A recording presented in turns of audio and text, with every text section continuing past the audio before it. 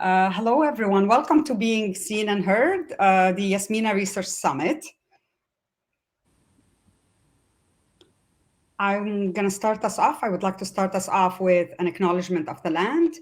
So the YSMENA study team, and YSMENA, it's Jasmine in Arabic. It's the youth sexual health needs in Middle Eastern and North African communities in Canada. So our study team wishes to acknowledge the traditional owners of the land on which we meet. We acknowledge the Anishinaabe, Haudenosaunee, Lenape, and Adawandran peoples, all of whom have long-standing relationships to the land of southwestern Ontario and the City of London. In this space, as we share knowledge through teaching, learning, and research, we recognize that this land has always been a place of teaching, learning, and research. My name is Rula Hawa, and I'm an assistant professor in family studies and human development at Brescia University College at Western University.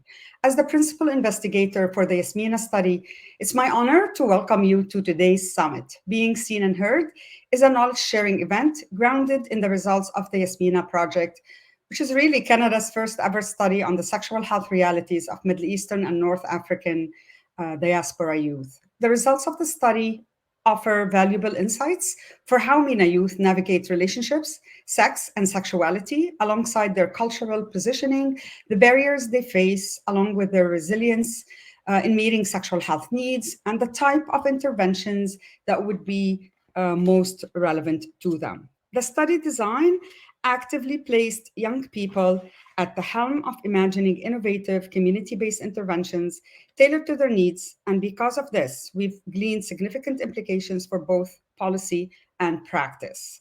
At least we're hoping that we're going to have some impact on policy. This research summit, titled Being Seen and Heard, MENA Youth on the Intersections of Community, Race, Sex, and Sexuality, is anchored to an overarching theme across the findings of the study that spoke to visibility, representation, and recognition of MENA youth realities in their families, communities, and societies. From being visible and heard in health and social service spaces, to having peers and colleagues recognize their cultural identities, to choosing to hide parts of their lives or choosing to be seen, the idea of being seen and heard was critical to the experiences shared. We want to share these findings with key stakeholders and facilitate a deeper discussion for how we can translate this analysis into action. A crucial question we want to pose is, how might we gain from youth-driven experiences and intervention ideas to strengthen existing programs and co-create new ones that recognize the realities of MENA youth? The YSMENA Summit, today's summit, highlights the experiences and narratives of youth who identify across the spectrum of sexual and gender identity, and explores what the sharing and visibility of these voices might mean for the health and social service space. As part of our objective to center youth voices, we also draw on the interventions that young people who participated in the study identified. Ultimately, the goal is to enable the development of relevant programs and services that cultivate and support MENA youth as they navigate their sexual lives. So for today, we have a brilliant lineup of speakers representing community-based organizations, the HIV and AIDS sector, settlement organizations, and healthcare clinicians, along with the study's peer research associates. So you're going to see a lot of our PRAs today who have been instrumental in generating and sharing this knowledge. We have this evening, to complement our 2 days, we have, or 2 half days rather, we have a digital art making session tonight from 7 to 9 p.m. for MENA youth, and focus on creating a digital art collage centered on the summit's theme of visibility and representation. We have exciting panels, presentations, and discussion sessions led by community practitioners, health workers, and youth in a packed schedule over 2 half days, and we hope you find them all as valuable as we do. Thank you so much for being a part of this unique and exciting space. We look forward to many compelling sessions that not only share findings, but also build on our learning to shape the future of this work. Let's take a look at this session's agenda. We have an opening address by Dr. Anne Barnfield, Interim Academic Dean of Brescia University College. I will then provide an overview of the YSMENA study and present key findings and implications for the field of sexual health. Finally, I will open up the last 10 minutes of the session for Q&A from the audience. So here are some ground rules. Because of the nature of what we're discussing today, we're really committed to creating safer spaces for community engagement through respectful, non-judgmental dialogue. Please mute your microphone when you're not speaking to minimize interference and background noise.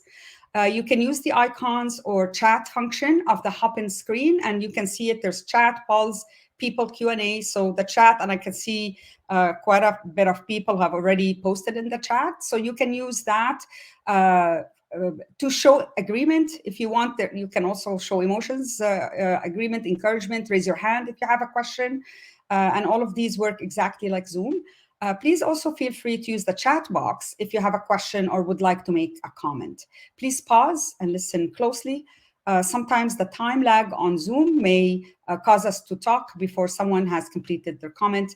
And of course, the time lag today is going to be on our new platform, which is Hopin. Does anybody have any questions about any of our ground rules, or should we move on? Are there any questions? Okay. Thank you, Rilla. And hello and welcome to you all. I'm Dr. Anne Barnfield, Brescia's Interim Academic Dean, and I'm honoured to welcome everyone participating in this conference. You are here to attend the Research Summit hosted by Brescia. Brescia University College was founded and originally run by the Ursuline Sisters. The Ursuline order originated in the early 1500s in Brescia in Italy, started by Angela, now Saint Angela, Merici. From their beginning, the Ursuline Sisters defied convention, educating women and girls, going out into the world, engaging the community, and overcoming stereotypes. The Ursulines showed great compassion, resilience, and an ability to adapt to times and circumstances. This tenacious spirit has been a major component of Brescia's success. Here today, we are following the path of the Ursulines, displaying those attributes of compassion, resilience, and adaptability. We welcome all persons, regardless of their origin, background, or faith, and aim to help and support them. That welcome is now being extended to the Youth Sexual Health Needs in Middle Eastern and North African Communities in Ontario, YSMENA, Summit, being seen and heard, MENA Youth, on the intersections of community, race, sex, and sexuality. Recent trends indicate that the largest group of newcomers to Canada has come from Asia, including the Middle East, with immigrants from the Middle East and North Africa, the MENA region, expected to increase rapidly in the next few decades. Most of these new immigrants from the MENA region settle in Canada's large cities, such as Toronto, Montreal, Edmonton, and Vancouver. In Ontario, in addition to Toronto and the surrounding Greater Toronto area, Arab and West Asian immigrants settle in Ottawa-Gatineau, Hamilton, Kitchener-Waterloo, Cambridge, London, and Windsor. As a significant portion of MENA youth settle in Canada, many are seeking help from community-based local organizations. Unfortunately, existing resources are often not culturally relevant or readily available, meaning there is a major gap in provision of knowledge and tools to this vulnerable group. This is where the Youth Sexual Health Needs in Middle Eastern and North African Communities in Ontario, the YSMENA project, comes in to fill that gap. The YSMENA project is the first research study in Canada focusing on exploring the sexual realities of diaspora MENA youth living in Ontario. As Dr. Hawa herself has noted, as more and more MENA youth immigrate to Canada, we are seeing an influx of young people in need of sexual health and HIV prevention resources, and yet our community centres are lacking accessible and culturally responsive support services. How are we able to engage these young people who are so vulnerable to HIV if we aren't providing them with the proper tools? A question which obviously needed answering. The original research in this field began in 2017 with Dr. Hawa's research team initiating conversations about the sexual health and HIV prevention needs of MENA youth with over 55 young people with diverse sexual and gender identities. The results of this study will aid in understanding how these young people deal with relationships, sex, and sexuality in conjunction with their cultural backgrounds.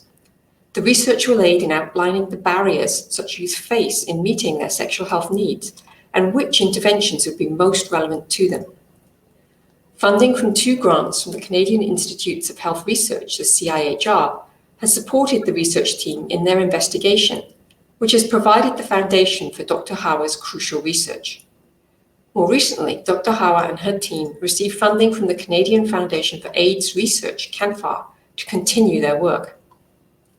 In Arabic, YSMENA is the word for the flower jasmine.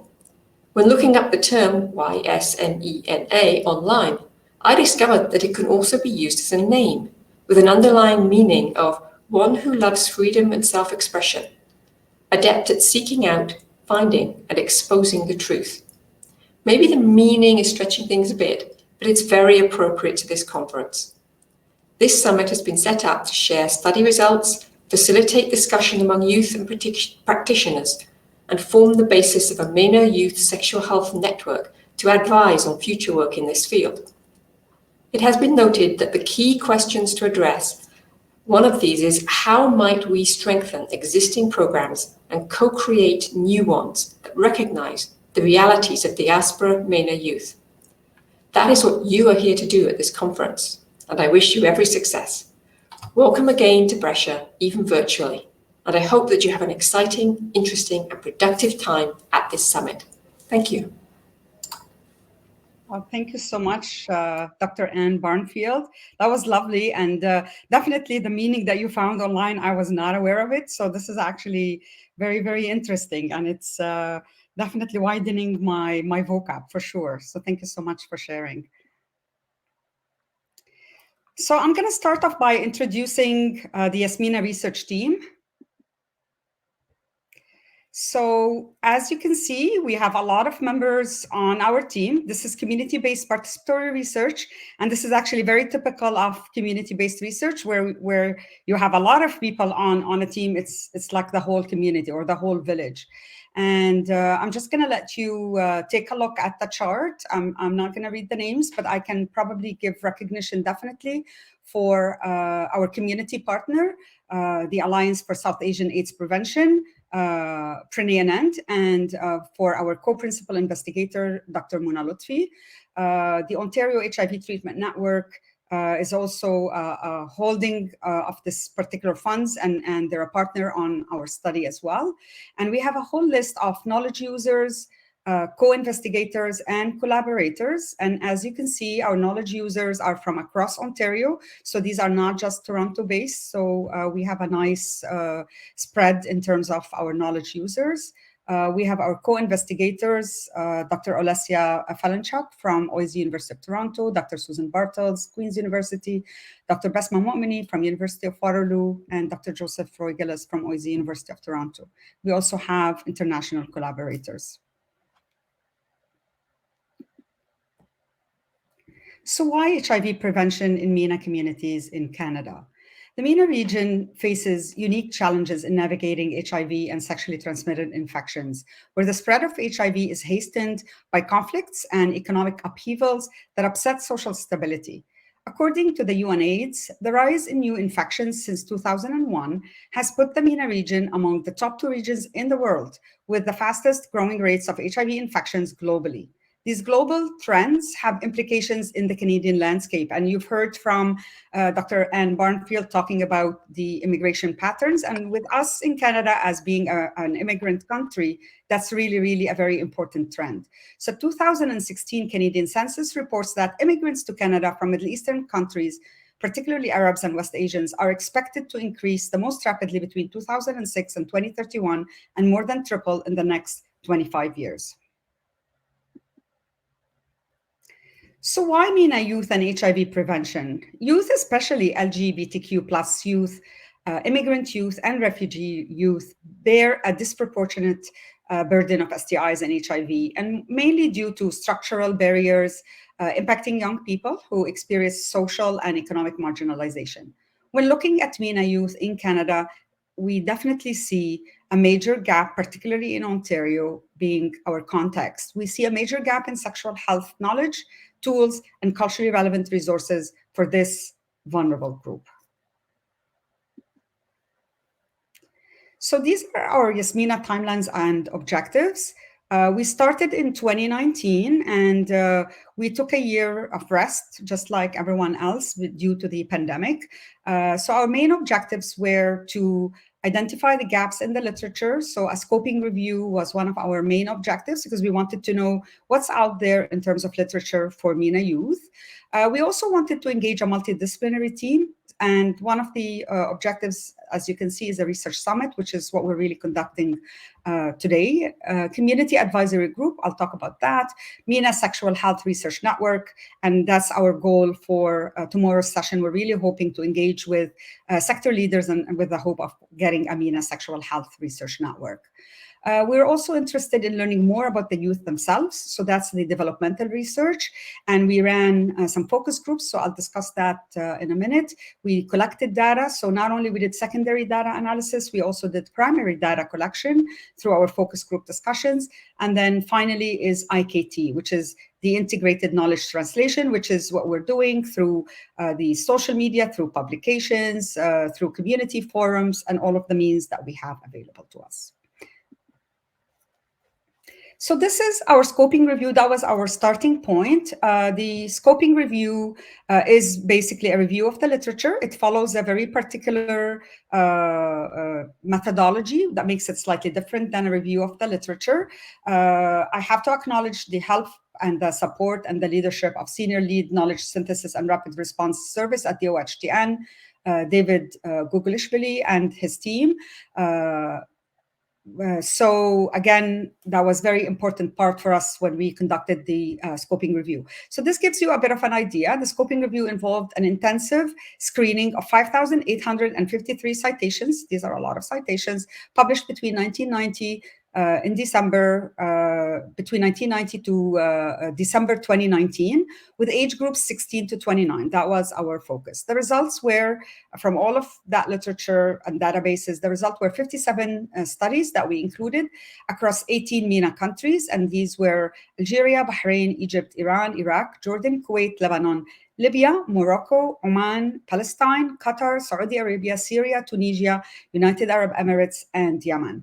And the question is, why did we conduct the scoping review? It was very important for us to know what's the literature out there in the Middle East and North Africa region saying about the youth, what their needs are, and we wanted to know what does that mean to us here in Canada.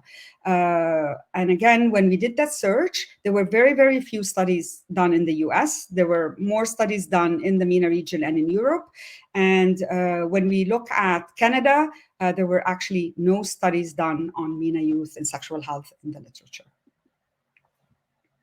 So the key populations that we found from our scoping review, it indicated that there are some important populations that really are more kind of in a risky environment, and these particular key populations do deserve particular focus. So what we did is we took the results from our scoping review, we used it to plan our focus group discussions. So we used our secondary data from the scoping review to inform what we did with our primary data. And very briefly, the key populations that were identified in the literature were people who use injection drugs, gay men and men who have sex with men, young sex workers and mostly female sex workers, and something we call bridging populations. And these would be people at risk who are involved with the general public, and that could be could have an impact in terms of HIV and STIs. And there was only one study in the literature focused on transgender youth. So as you can see, there's a tremendous need for all the key populations, but also the LGBTQ plus populations as well. So something we did in terms of the scoping review, we followed our philosophy and our objectives for the study, which is an integrated knowledge translation. And results from the scoping review were presented as a poster presentation at the National Council for Family Relations in November 2020. We did a poster and presentation at the Canadian Association for HIV Research. A lot of you know CAR in 2021. And we already have a paper, peer-reviewed paper in submission that's already in press, but we're waiting until it's published in the academic journal PLOS ONE. So let's take a look at our methodology. Something very unique about the YSMENA study, it's community-based participatory research. And I know with community-based participatory research, it's almost like a gold standard. So when you say a study is community-based participatory research, it means it's checked every box in terms of involving the community. And I have to say here that not all studies have to be community-based participatory research, and it's okay just to engage the community in different levels as long as there's some kind of understanding as in where the community is at and where the researchers are at. And there's, we're trying to avoid basically tokenism. And the need for the YSMENA study came from the community, by the community, and then the community was involved throughout the steps, and we're hoping that the results will be also shared by the community. We used mixed method in our study, and I'll explain a little bit about that. And we used an approach called sequential dialogical approach, and I'm going to also explain a little bit what does that mean. So one of the things we did, one of the really highlights of our study is the peer research associate training and engagement. And a study cannot be community without engaging the community. And for us, being a focus on entirely youth, we felt that it was extremely important to involve youth from day one. So 6 MENA Youth Peer Research Associates were recruited and trained over a training day event in community-based research components to equip them to support the project. And I'm going to show you the kind of intense training that the PRAs went through so that they're ready and they become part of our research team. And they are part of our research team. So this is very quickly, we did 2-day training. So in addition to the 2-day training, the PRAs did some training on their own, outside, like not guided, self-guided, like not guided by us. So they did the Canadian AIDS Treatment Information Exchange, which is KT. And so they did an HIV basics, and they did another module in preventing the sexual transmission of HIV.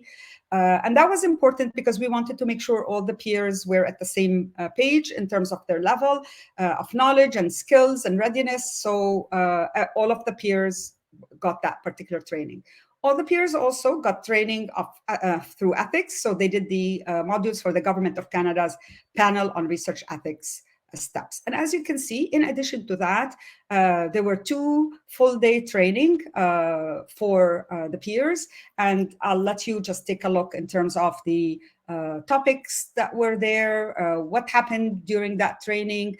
They were trained around study populations, research methodology, guiding frameworks, research design, and data collection overview. So we wanted to make sure they're ready to be researchers. On day 2, again, there's another day of full training. This day in particular, there was always activity and self-care, and the peers that we selected are very much representative of the MENA community, the diversity of the MENA community, including members of the LGBTQ plus community, including people living with HIV. So we tried to have peers who would be really very much representative of the MENA youth. And as you can see here, there were some mock focus group discussions as well. So they had scenarios so that they can be ready for collecting data through focus group discussions. And now we can say that our peer research associates, so they're not anymore peers, they're actually researchers. And I'm going to list them and give recognition to them because you're going to hear from them during the summit, throughout the summit, and they're taking really a leadership role. So we've got Rama Al-Ulabi, Lana Hamad, Tina Pahlavan, Ahmed Azzuddin, Anmar Al-Azzawi, and Abdullah Nasser. And we cannot forget our very important role of our community outreach. We have Mu'a'al and Husni Qaddah, who helped us really with recruitment and having access, particularly to many of the youth that were very hard to reach.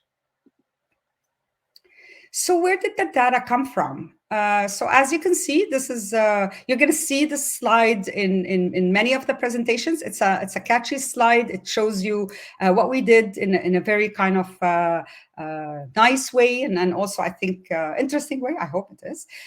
So the study engaged 55 young people, 16 to 29 years of age, with diverse sexual and gender identities through mixed data collection methods. Youth population subgroups included gay and MSM youth, women who self-identify as heterosexual, women who self-identify as queer, men who self-identify as heterosexual, trans-identified youth. So these were the groups along the sexuality and gender diversity.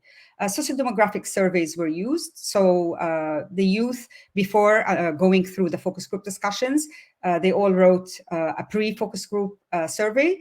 Phase one of that collected data, particularly sociodemographic data and data around HIV risk. But also the survey itself had a qualitative component in the form of journals. And in particular, we wanted to know more from the youth themselves at the individual level, one-on-one, what kind of information they have around healthcare access, because that was a very important piece of our research.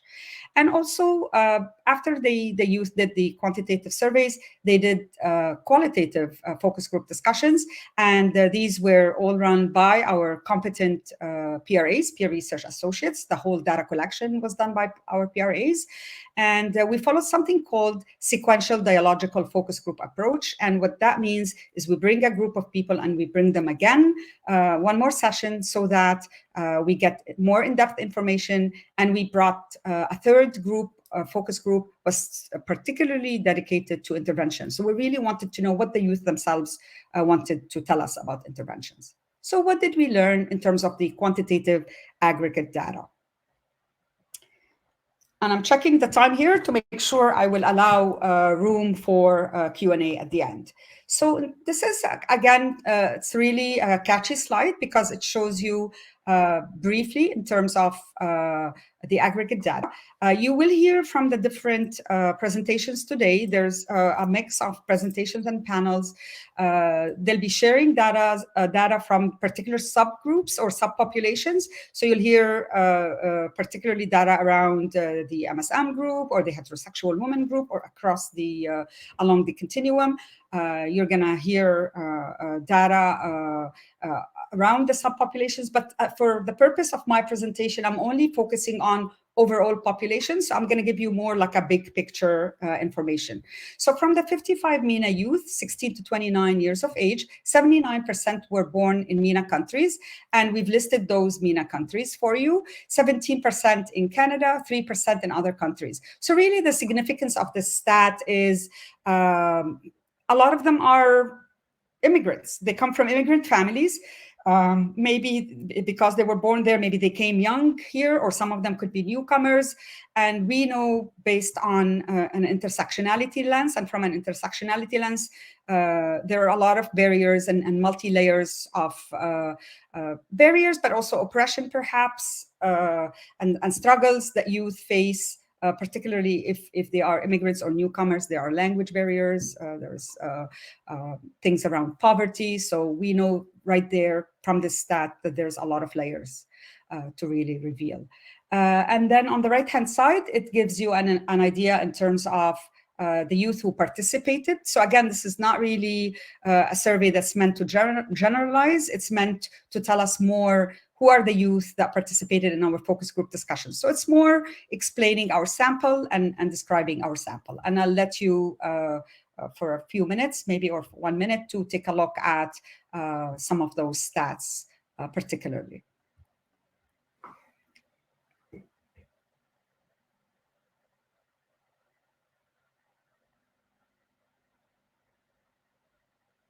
And again, if you look at the stat in terms of the 43% and 53% heterosexual identifying or queer identifying, you can see that it's more queer identifying for a simple reason, is we over-recruited from the key populations that the scoping review told us that these were populations that deserved attention. So for this reason, you would see that there's a higher percentage of queer identified youth because we over-recruited from those groups.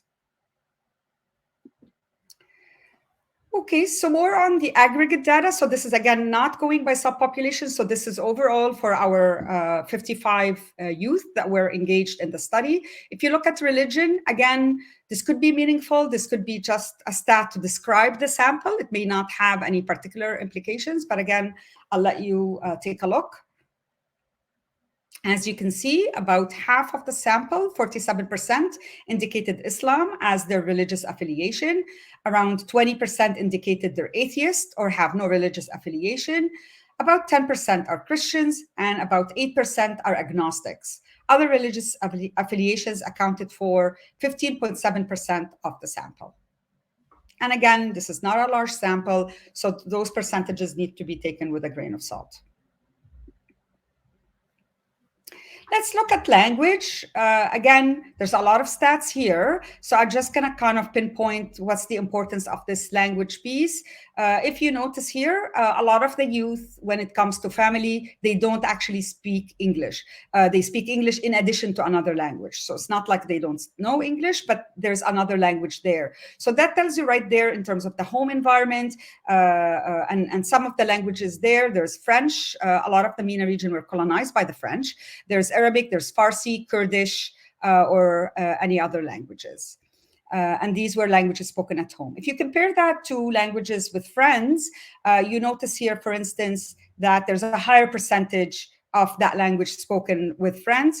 Again, could mean different things, but again, at the same time, at least one other language. So that tells you that MENA youth tend to mix with other MENA youth, as you can see, the 71.4%, because it shows that they speak not only English, but another language, but they also mingle as well and kind of get some networking and friendships with necessarily non-MENA youth. Another important piece of data here around our aggregate data is living arrangements. And for living arrangements, most of the participants either rent an apartment or a condo or share renting with a roommate friend. So remember, this is a really young group. So again, those percentages could reflect the fact that some of them may be still living at home, depending on if we got the younger groups or not. After about 15% live in their parents' home, and another 15% have their own place to live. Majority of these respondents indicated their current housing situation as stable, while 21% have unstable housing situation. And something to note here, particularly around the timing with COVID. So, you know, because this was done during COVID and the focus group discussions that we had were all done via Zoom, of course, we realized that COVID may have had some kind of impact in terms of the unstable housing situations, but we don't really know at this point. But something on the side that I wanted to mention, and I did not include here, is about employment. Youth, particularly from the Arab community, have the highest unemployment rates from all the visible minority groups in Ontario. And this is a worthy stat. Again, this before COVID. Again, as I mentioned, the 21%, we're not really sure is a result of COVID or not. More on the aggregate data. This is really an important piece of information, is around sources of sexual health information. Sexual health, we've got 81.8%, which is 18 respondents indicated they were seeking sexual health related information from various sources. As can be seen, the most commonly reported sources of information were friends. And again, maybe not surprising when we're thinking, where are youth getting their information from? We also have internet resources such as Google search, Reddit groups. We've got a WebMD, Mayo Clinic, around 61%, doctors, nurses, 50%, and the least popular sources of sexual health information were, of course, as we all know, parents and community health services, which is really, again, an area that's deserving to mentioning, but also maybe an area of where we can do some intervention. So what did we learn? So let's look now at the qualitative analysis across all groups. Again, my presentation is going to be across all groups. More of the presentations in the summit will be focusing on particular subpopulations, and I'm covering more generic themes. So if we look at the first theme is cultural identity. And again, within this larger theme of cultural identity, there were some sub-themes frequently repeated: inclusion and or exclusion, and holding multiple identities. Understandably, the themes common to all groups were typically ones linked to cultural identity: a high regard for family and familiar relationships, cultural comparisons within home countries, associations of shame and stigma relating to sexual health, difficulties navigating health services access, and experiences of racism and Islamophobia. And I'm going to start with the main theme, which is cultural identity, and I'll walk you through the different themes and sub-themes, hopefully quickly. So these are some quotes. I'm going to let you read the quote. I'm not going to, I would like to keep the youth voice, and I'm just going to explain where the context for some of those quotes. Participants expressed feelings and experiences of being included or excluded from Canadian society or the cultural communities that represent their identities. A majority were of exclusion from own MENA communities based on gender, sexuality, gender identity, migration pattern, or an intersecting combination of these determinants. This was especially prominent among the women's groups, MSM, and the trans group. And you've got some quote there. Another quote, again, for this particular sub-theme: participants also discussed the experiences of exclusion as leading to their level of attachment or detachment to their cultural communities. And again, you're going to see here, while the communities can be a place of haven and youth can retreat to their own communities, it's almost like a double-edged sword. So it's almost like they want to retreat to their own communities because this is where they feel safe, but at the same time, there's that kind of worry and shame around disclosing and being, close to their communities. So it's almost like where's the youth being there? Like, where is the balance in terms of the two? And the youth trying hard to balance the two areas. So in some cases, if they felt stigmatized by members of their community, they would detach from community events and associations with cultural spaces. Some also talked about this shift changing over time. And as they settle into their lives more, the need for people who understand their cultural identity has increased. And again, checking my time here. So when I used, more around the themes. So holding multiple identities is another one. And again, it's a sub-theme. Youth made significant references to being different people in different circumstances, depending on their context. So they would be behaving in some contexts, depending on who the people were there, what the language was spoken. So if they were with family or others from the MENA community, they would be more open about cultural references or switch between languages. Whereas if they were in schools or workplaces or with their white Canadian friends, they would suppress the cultural aspects of their identity.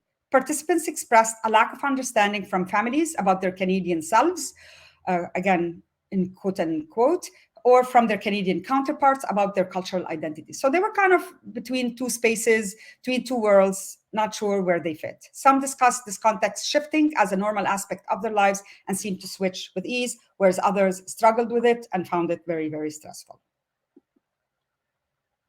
More of the quotes: holding multiple identities. In some cases, the notion of white passing was raised as participants discussed that they were able to hide their cultural backgrounds entirely or change their names so they would partake in privileges of not being a minority. In some cases, it was out of pure frustration at being questioned about their Arab background or being asked about conflict in the Middle East. The ability to blend in and the perks they enjoyed as a result of blending in incentivized that particular compartmentalizing of their own identities. So they were able to manage, but again, we all know that can create also a lot of stress.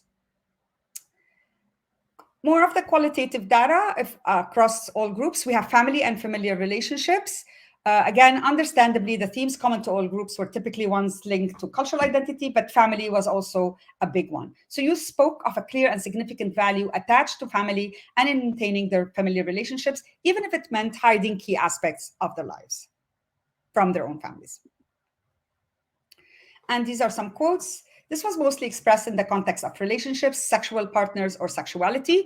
Youth did not feel comfortable talking about that with their own families. Women in all groups discussed keeping their partners and relationships hidden, or even if the families knew, it was never discussed or referenced. Gay and MSM groups also talked about keeping their sexual lives and relationships separate from family spaces, even if they were out to their families. Those who shared this duality almost all spoke of how they would rather keep family in their lives versus risk losing them if they would be open about their sexual lives. Again, more quotes. The relationship with mothers seemed to be also a very important theme. In particular, were discussed more than others in the context of familial bonds. Culturally, the identity or role of motherhood is a powerful one that holds tremendous emotional weight. This was clear in the way participants discussed these relationships. Another theme is racism and Islamophobia. Within the larger theme of racism and Islamophobia, the following sub-themes frequently repeated: experiences of individual and systemic racism, and internalized shame. So let's take a look at each of those sub-themes.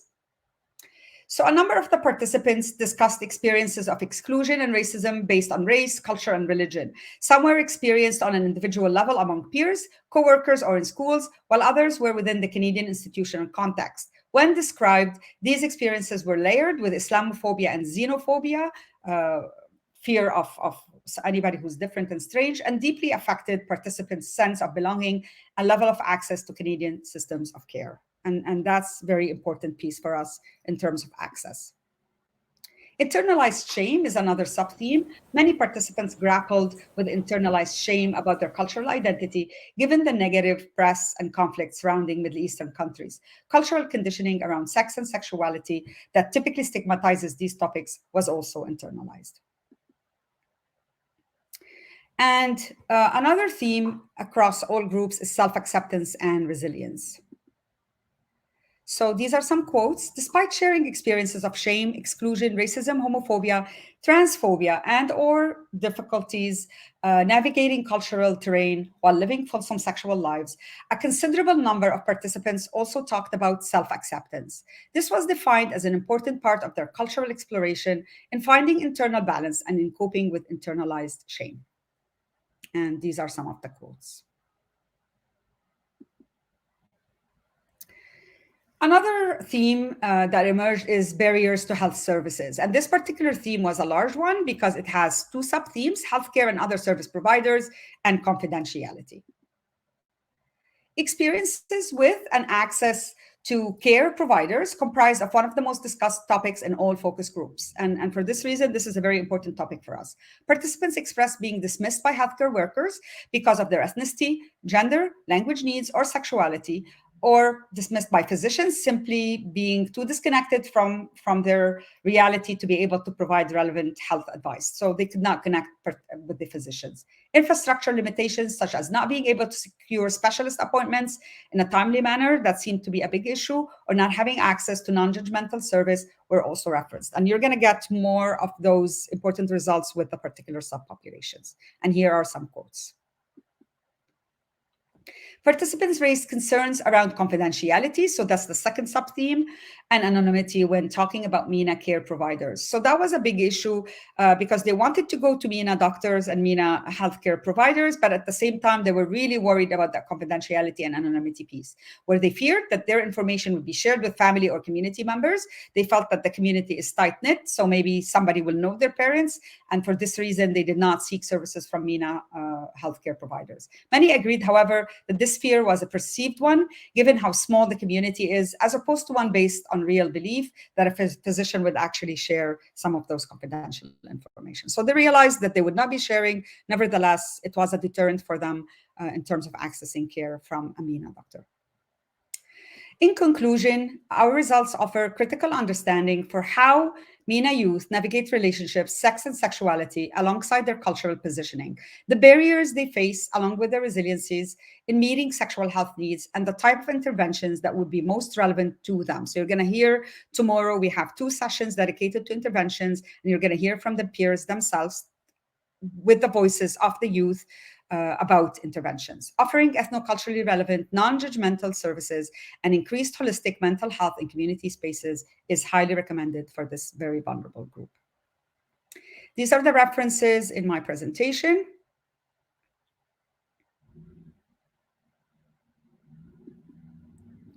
And this is my contact information. You've got our Twitter, our Instagram, and I think I'm going to stop there. Lived experience. I was a youth once, and I know exactly what the issues are. I don't know exactly what the issues are. I mean, I clearly